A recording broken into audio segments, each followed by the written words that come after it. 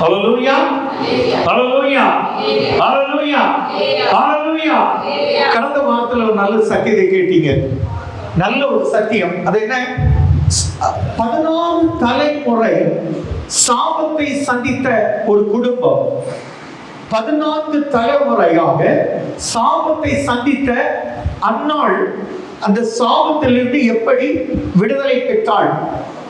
கிட்டத்தட்ட 600 ஆண்டுகளுக்கு அதிகமாக இயேசுவின் ராஜ்யத்துக்கு முன்னாக ஒரு more than 600 ஆண்டுகளுக்காக இந்த அன்னாளுக்கும் 600 ஆண்டுகளுக்கு முன்னாக பார்த்தீங்கன்னா எந்த ஆசீர்வாதம் இல்லாமல் தலைமுறைகள் அழிக்கப்பட்டு தேவனுடைய கோபம் பற்றி எறியப்பட்ட ஒரு குடும்பம் எப்படி மேற்கொண்டது? நான் சொன்னேன், சாபம் ஒன்றும் அது ஒரு நிரந்தரம் அல்ல, அது தவிர்க்க முடியாதது அல்ல, தவிர்க்க கூடியது. ஹல்லேலூயா, ஹல்லேலூயா. நல்லா புரிஞ்சிடுங்க. இந்த கிறிஸ்தவ உலகத்தில் நம்ம கிறிஸ்தவ வாழ்க்கையில் வாழ்கிறோம்.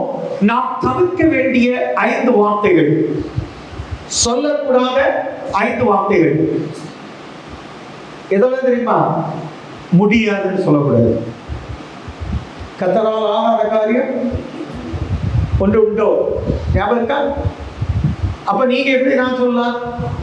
அது முடியாதுன்னு உங்களால எப்படி சொல்ல முடியும்? இது வாய்க்காது, இந்த வாய்ப்பே இல்லை. எனக்கு அப்படி நான் ஒரு வீட்டில் ஆலோசனை கொடுத்தேன். வாய்ப்பே இல்லைன்னா எனக்கு அடுத்த நாள் 5000 ரூபாய் காலையில என் மனைவிக்கு அக்கௌண்ட்ல வந்து நிக்குது. அங்க வாய்க்கல, எனக்கு வாய்ச்சிருக்கு. ஆனா அங்க வாய்க்கலன்னு சொல்லக்கூடாது. அந்த வீட்டுல வாய்ப்பு சும்மா வச்சிருக்காதா?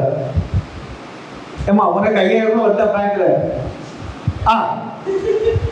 500 ரூபாய் இல்ல எனக்கு தரணும்.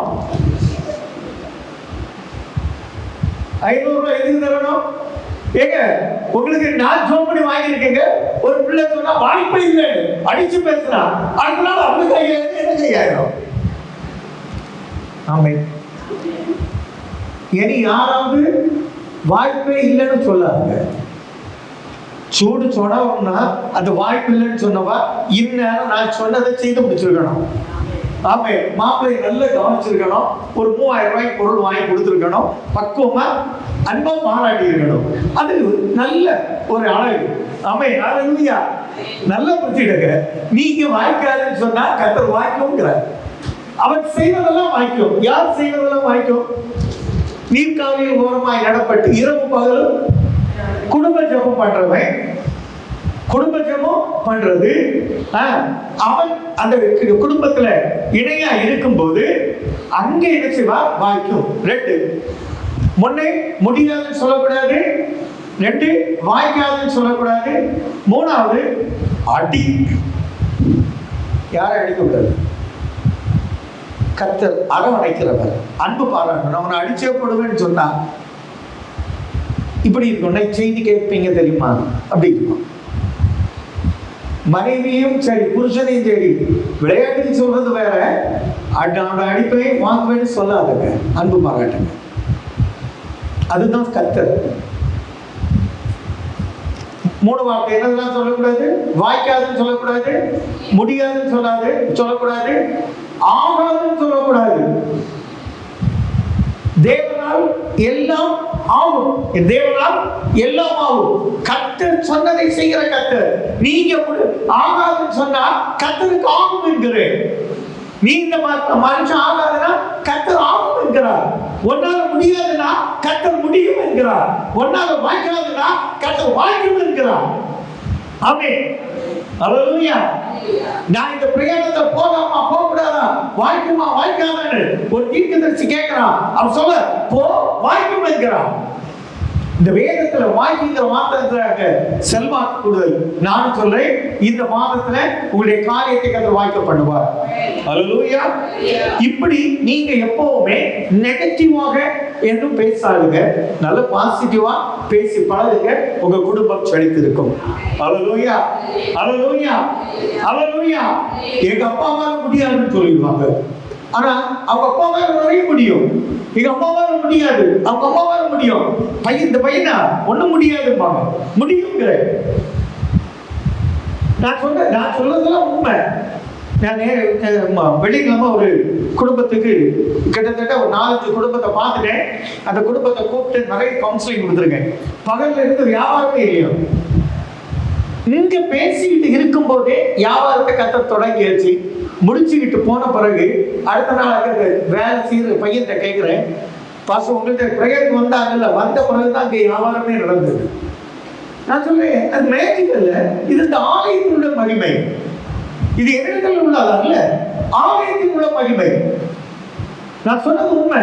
ஒரு அம்மா புதுசா வந்திருக்காங்க, அவங்க பாவம் நிறைய இருக்கு, பீரோட கேட்க சொல்லியிருக்கேன்னா கேட்க அடுத்த நாளைக்கு ஜெபிக்கணும். எனக்கு நான் இதுக்கு தானே கத்த வைத்து இருக்கிறார். நான் சொன்னேன், நீ உங்களுடைய நம்பிக்கை அற்றுப்போய் இருக்குமானால் நம்புங்க, கர்த்தர் உங்கள் காரியத்தை வாய்க்கப்பட போகிறார். கரங்களை தட்டி கட்ட முடியுமா? இது முடியாதுன்னு சொல்லி புட்டா பண்ணிருப்பீங்க.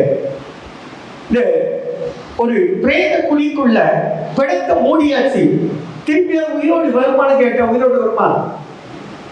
கர்த்தர் நினைச்சா வரும், இல்லைன்னா வராது இல்லையா? நான் சொல்றேன், உங்களுக்கு புதைக்கப்பட்ட உங்களுடைய கனவுகள், புதைத்து போன உங்களுடைய ஆசைகள், புதைத்து போன நீங்க எடுத்த பிரயாசங்கள் எல்லாவற்றுக்கும் கர்த்தர் இந்த வாரத்துல உயிர் கொடுத்து வருகிற நாட்கள்ல உங்கள் கையில் கிடைக்கப்படுகிற கர்த்தர். ஆமென். கர்த்தர் கிடைக்கப்படுவோம். ஆமென். அல்லேலூயா. எனக்கு தேவை ஒரு ஆசீர்வாதம், ஒரு வார்த்தை உங்களை தேடி வரும்போது நல்ல கலைகளை தேடி கட்டப்படுத்துங்க. வேற ஒண்ணும் நாங்க எதிர்பார்க்கல. அல்லேலூயா.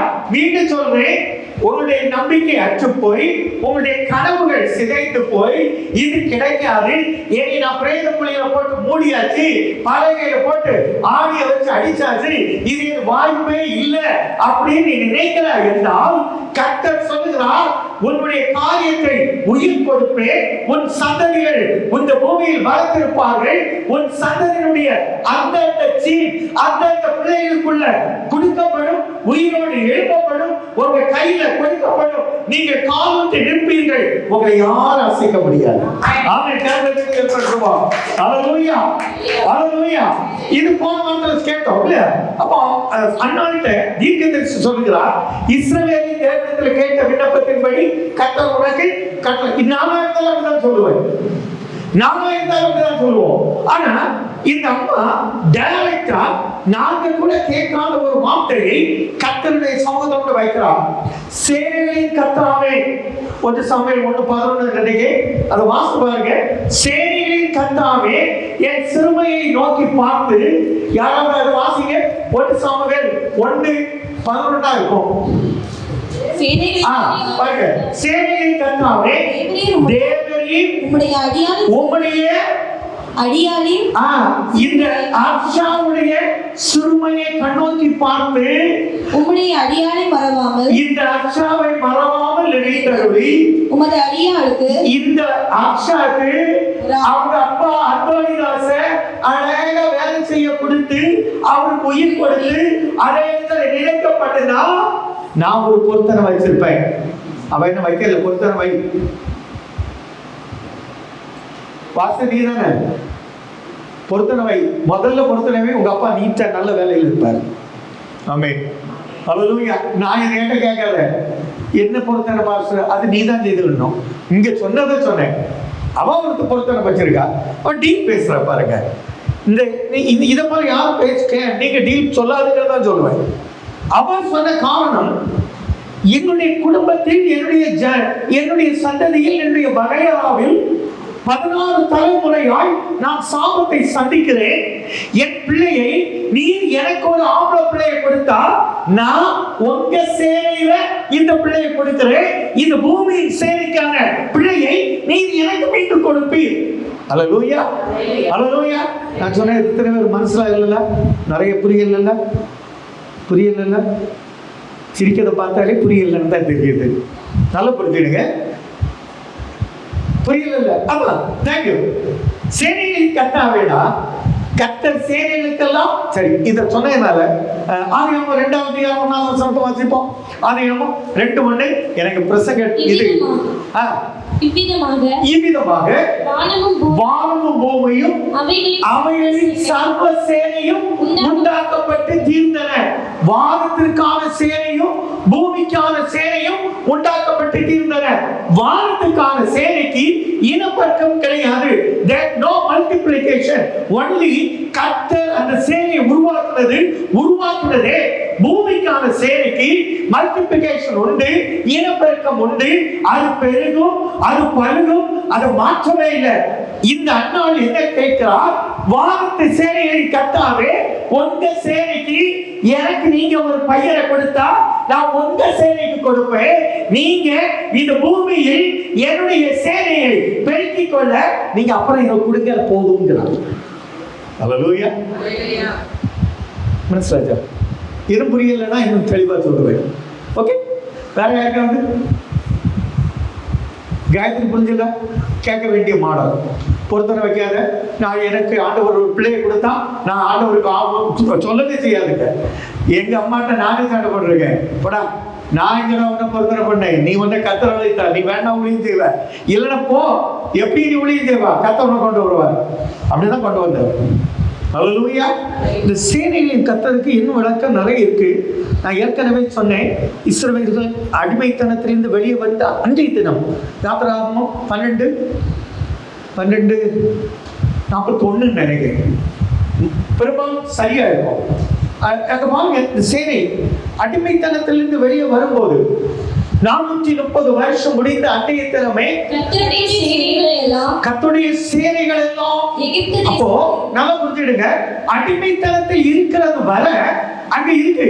இன்னைக்கு உள்ள செய்தியில நீங்க என்னோட கேட்பீங்க, வாக்குத்தத்தம் ஒருத்தருக்கு கொடுக்கப்பட்டு கர்த்தர் ஒரு வாக்குத்தத்தத்தை கொடுத்தால் அந்த வாக்குத்தத்தத்திற்கு கீழ்ப்படியாத போது பெரிய நஷ்டத்தை சந்திப்பார். இந்த மாசத்துல நமக்கு ஒரு வாக்குத்தத்தம் கொடுத்திருக்கிறார். என்ன வாக்குத்தத்தம் கொடுத்தார்?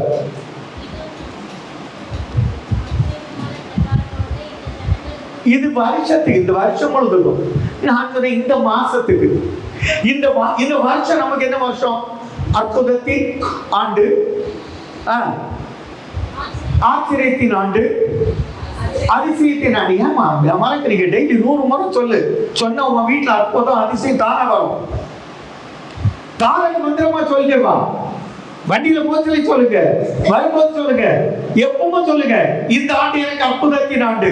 நீ சொல்ல சொல்ல கர்த்தர் சரியா கரைக்கிறவன் கரைச்சா கல்லு செய்யுமா? அது ஒரு படம் படிப்பா, அது கூட தெரியாதா?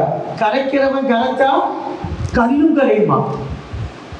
நம்ம அப்படிதான் கரைக்கணும். கல்லா இருந்தா கூட கரைக்க முடியும். எனக்கு இது அற்புதத்தின் ஆண்டு, எனக்கு இது அதிசயத்தின் ஆண்டு, இது எனக்கு இது ஆச்சரியத்தின் ஆண்டு. சொல்லிட்டே வாங்க, உங்க வீட்டுல அற்புதம் உண்டாகும், அதிசயம் உண்டாகும், ஆச்சரியம் உண்டாகும். எனக்கே தெரியாத காரியம். நான் இங்க இருந்து ஜோம் பண்ணிட்டு இருக்கேன். ராஜமாதா ஒருத்தர் கேட்டேன், ஏன்பா உங்க ஒய்ஃபுங்க பேர் அது இல்லையே, அவங்களை இந்த பேர் சொல்லிலாம் செல்லமா கூப்பிடுவாங்கன்னு. அவரே மறைச்சு போனாரு. எனக்குமே மறைப்பா தான் இருக்கு. இதுல இருந்து ஜோம் பண்ணிட்டு இருக்கேன். நீங்க கேட்டது அதுதான் பேரா இருக்கும். அதான் கர்த்தர், இதான் கர்த்தர். நான் சொல்ல, கர்த்தர் எப்பவுமே நம்ம நல்லவர். அது சில காரியங்கள் இந்த இடத்துல இருந்தா, சங்கீத பதில சொன்னாப்புல, இந்த இடம் இஸ் மோஸ்ட் பிரிவிலேஜ் ஏரியா, இது ப்ரொஹிபிட்டட் ஏரியா. நீங்க பார்த்து அங்கங்கே போனா ப்ரொஹிபிட்டட் ஏரியா, அதெல்லாம் நினைச்ச முடியாது, படம் எடுக்க முடியாது. இதே போல இங்க எங்களை தவிர யாரும் உள்ள உட்கார்ந்து கேட்க முடியாது.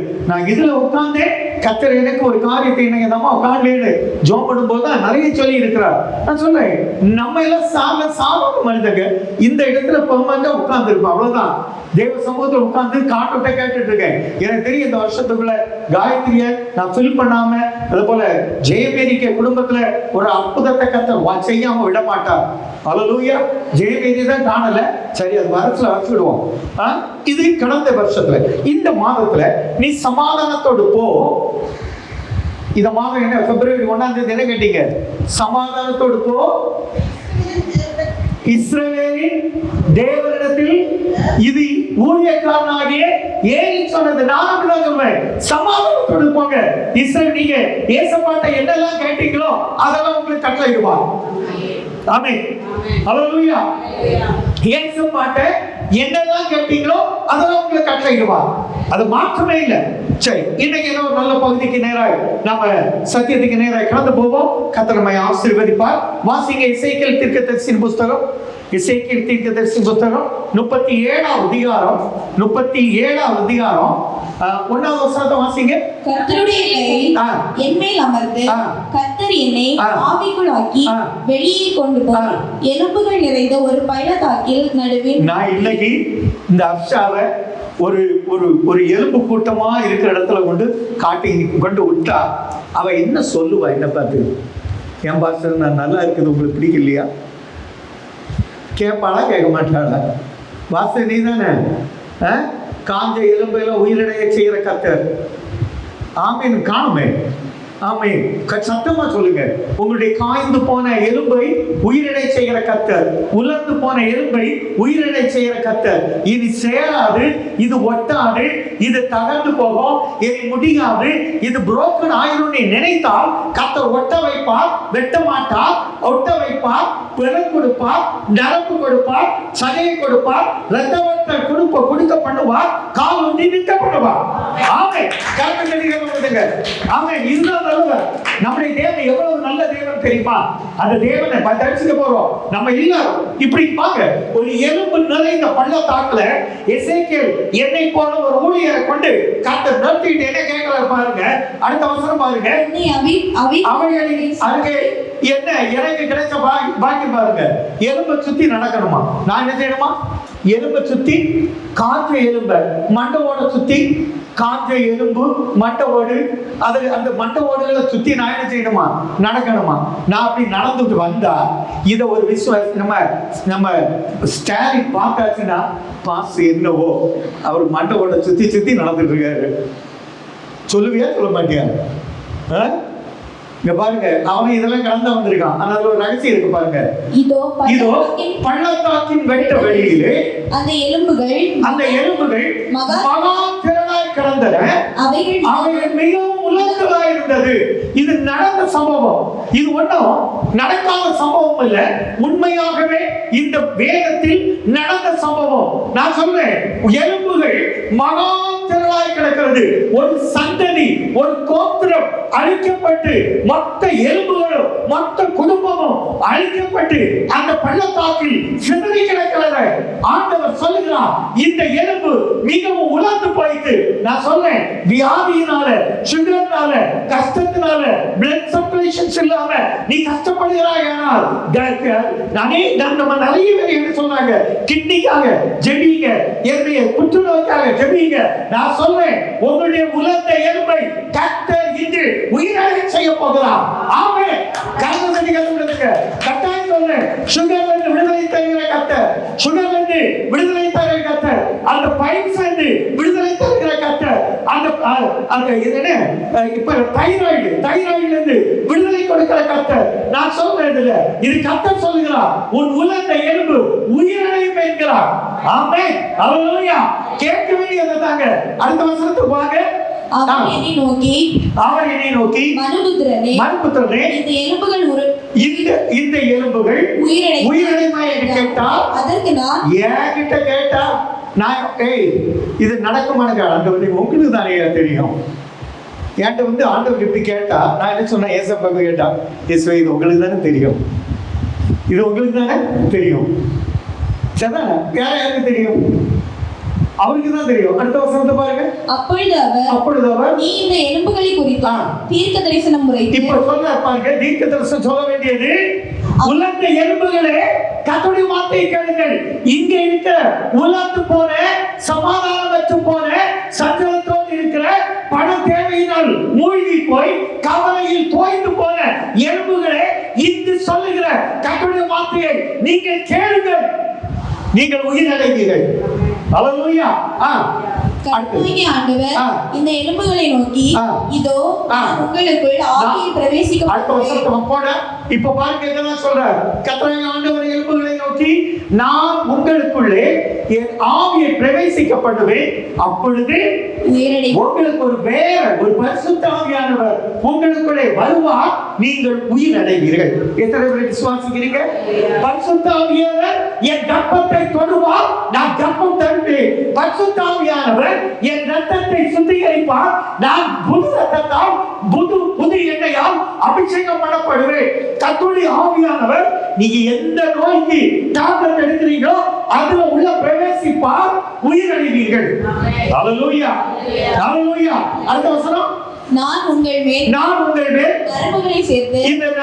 சேர்த்து உங்கள் மேல் மாம்சத்தை உண்டாக்கி நல்லா புரிஞ்சுடுங்க. நீ மெலிஞ்சு போயிருக்கலாம், அது பாலத்துல இருக்க எதுவா நான் அழகா சொல்றேன். உன் நரம்பு, சில நரம்புகள் பாருங்க கோடி போயிருக்கும்.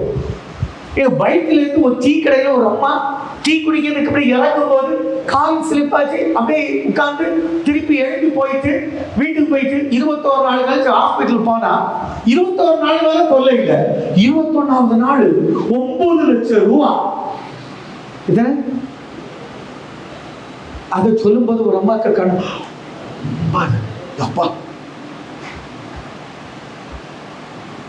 நான் சொல்றேன், கர்த்தரை சொல்ற, உங்க பலவீனங்களை நீக்குகிற கர்த்தர், உங்களை பலப்படுத்துகிற கர்த்தர், சுகப்படுத்துகிற கர்த்தர், உங்க எலும்புகளை உணர்வுள்ளதாக்குற கர்த்தர், உயிரிழை செய்கிற கர்த்தர். நீ உலர்ந்து போய் இருப்பாயானால் உன்னை பச்சையான ஒலிவ மரத்தை போல மாற்ற கர்த்தர் சுத்தமாயிருக்கிறார். ஹல்லேலூயா, ஹல்லேலூயா. இது ஒரு கோத்திரம். இப்போ வாங்க அப்படியே இதை 15வது வசனம் வாசிங்க. இதெல்லாம் அப்படி இருக்கட்டு. இனி இதுக்கு நான் வேற இதை முடிக்க முன்னால இந்த சாப்டருக்குள்ள வருவேன். 15வது பின்னும் கர்த்தருடைய வார்த்தை எனக்கு உண்டாகியவர், நீ ஒரு கோலை எடுத்து அதை யூதாவுக்கும் அதை சேர்ந்த இஸ்ரவேல் புத்தருக்கும் அடுத்தது என்று எழுதி, பின்பு வேறொரு கோலை எடுத்து அதை எப்ராயிமுக்கும் அதை சேர்ந்த இஸ்ரவேல் வம்சத்தார் அனைவருக்கும் அடுத்த யோசேப்பின் கோல் என்று எழுதி, அவைகளை ஒரே கோலாகும்படி ஒன்றோடு ஒன்று இசைச்சை, அவைகள் உன் கையில் ஒன்றாகும். என் கையில, ஆமென், I believe that. என் கையில 2 கோலும் ஒரு கோலாய் மாற்றப்பட்டு கர்த்தர் கொடுப்பார் என்று நான் விசுவாசிக்கிறேன். ஹல்லேலூயா. இது ஒரு பரம ரகசியம். கொஞ்சம் இது என்னவோ அர்ச்சனை அப்படியே யோசிக்கிறேன், இது எங்கேயோ டச் ஆகுது. என் 2 கோத்திரம் 10 கோத்திரத்தை எல்லாம் சேர்த்து யோசிப்பை கையில கொடுத்து என் கையில தான் சொல்லியா, அவை உன் கையில் கொடுப்பேன், என்கிட்ட தான் ஒன்றாய் தருவார். ஆமென், ஹல்லேலூயா. விசுவாசிக்கிறவங்க எல்லாம் கணக்கு தட்டி கத்தப்படுத்துங்க. அந்த நாள் வரும், அந்த நாள் இந்த நாளா இருக்கும், வருகிற நாளா இருக்கும். அந்த நாள் இந்த ஆலயம் வேற லெவல்ல காலூட்டி நிற்கும். ஆமென். மாற்றம் இல்ல. கர்த்தருடைய சொல்லி இருக்காங்களா? சரி, இது எந்த கோத்திரம் அப்படின்னு சொன்னா 34 அதிகாரமும் எப்ராய் கோத்திரத்தை பற்றி பார்க்க முடியாது.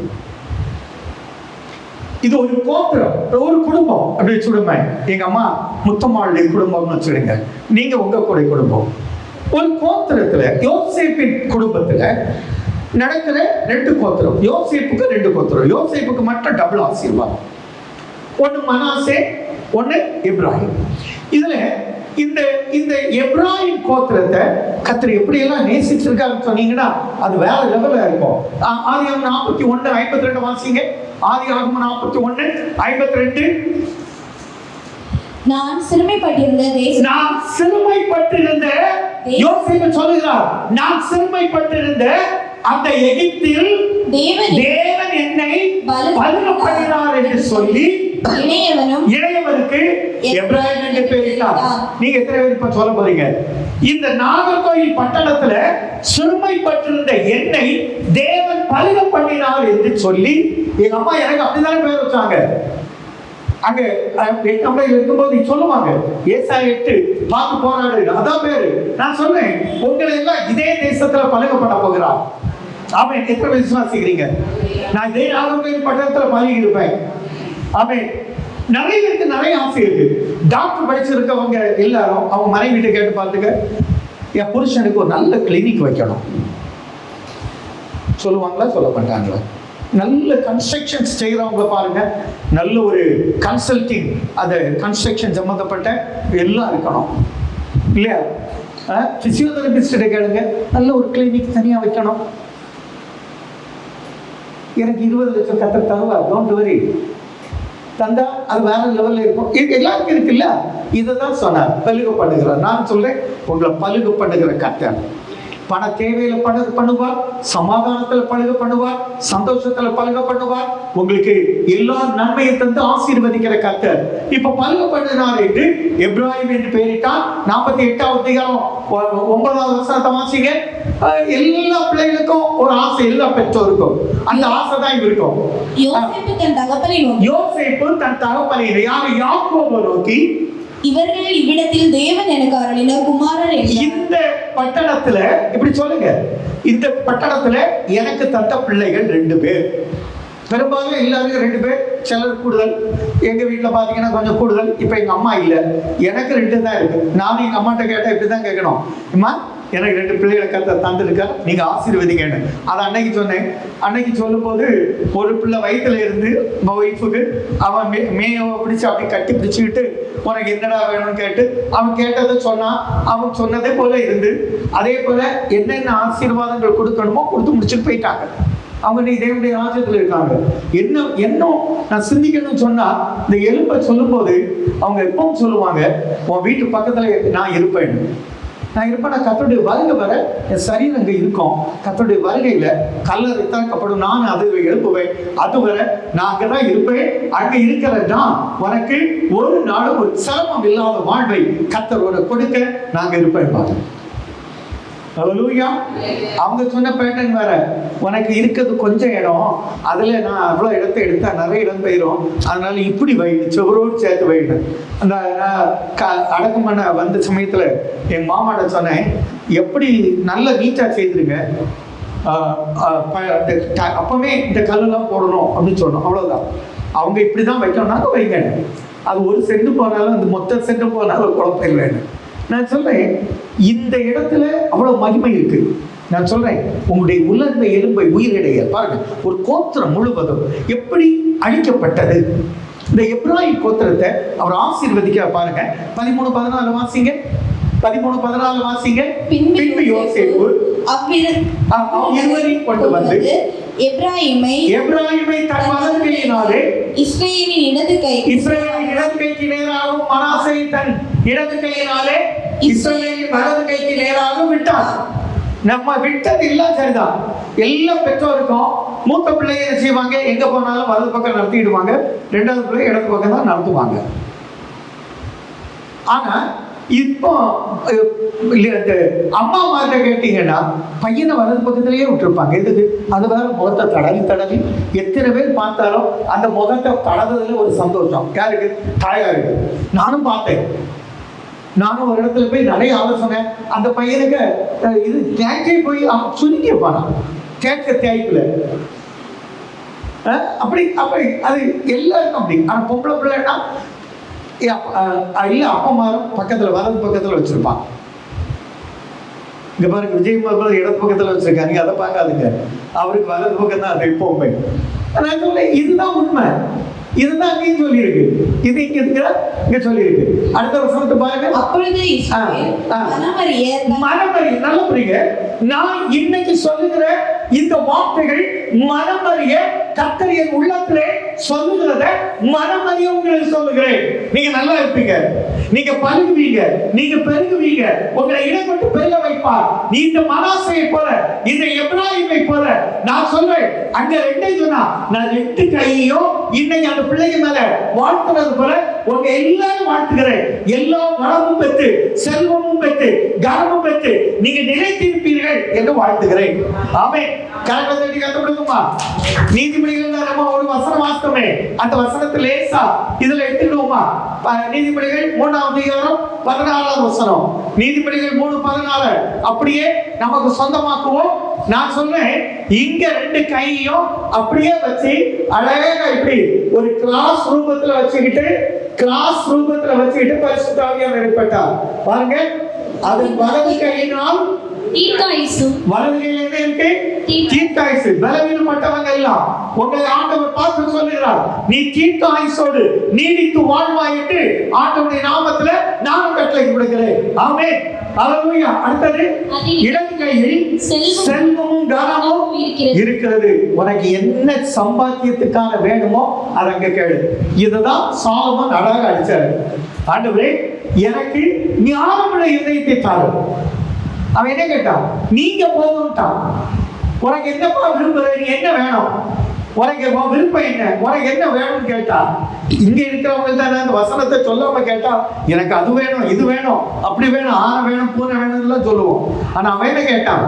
எனக்கு ஞானமுள்ள இதயத்தை தாங்க. அதனாலதான் கேட்காத அந்த திரவியத்தை கொடுத்தார்.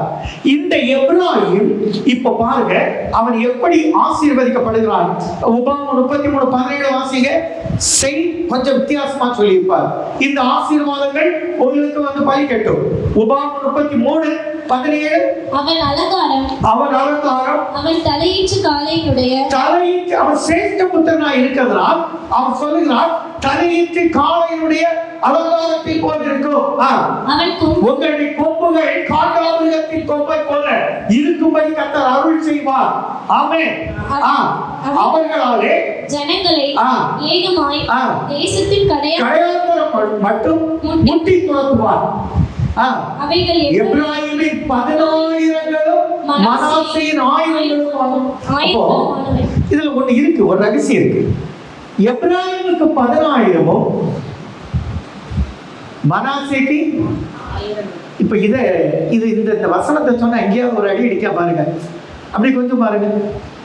இங்க எப்ராஹிமுக்கு 10,000, மனாசேக்கு 1000. ஆமா, இதே 10,000 1000 என்ன ஒரு இடத்துல வந்திருக்கு. சவுல் கொண்டது ரொம்ப லேட் பிக்கப். சவுல் கொண்டது 1000, குட்டையை தாவீது கொண்டது. இந்த குட்டையை தாவீது கொண்டது. இந்த குட்டையை தாவீது கொண்டது 10,000. சவுல் கொண்டது 1000. அப்படி இருக்கட்டும். கர்த்தர் நம்ம எப்படி வைப்பாராங்க. ஓகே, அல்லேலூயா. கர்த்தர் உங்களை எல்லா குட்டைகளும் அப்படி மாற ஆனாலும் வாழ்த்துகிறேன். ஆமென். அல்லேலூயா. கரங்களை தட்டி கர்த்தருமா. ஆமென். நல்லவர். இப்ப பாருங்க, இதுல ஒரு ரகசியம் இருக்கு. இந்த பராக்கிரமசாலிகள் யுத்தத்தில் தாவீதுக்கு கொஞ்சம் பேர் ஹெல்ப் பண்ணி இருக்காங்க. இது இந்த இப்ராஹிம் கோத்திரம். யோசுவா எந்த கோத்திரம்? இப்ராஹிம் கோத்திரம். அதனால்தான் சூரியனை அங்க நெல்லு சொன்னா நின்று சும்மா இல்ல. நீங்க எல்லாம் இப்ராஹிம் கோத்திரத்தை சார்ந்தவர்கள். 10 கோத்திரத்துக்கு அதிபதியா இருக்கிறார். இந்த 10 கோத்திரத்துக்கு அதிபதியா இருக்கிறவர். இது 20,000 பராக்கிரமசாலிகள் இருக்காங்க. எத்தனை பேர்? 20,000க்கு மேல பராக்கிரமசாலிகள் 20,000 பேர் இருக்காங்க. சும்மா இல்ல. பாருங்க எவ்வளவு ஒரு பெரிய சேனையாய் அங்க வச்சிருக்கா பாத்தீங்கன்னா. அதனால்தான் எப்ராஹிமை கர்த்தர் நேசித்தார்.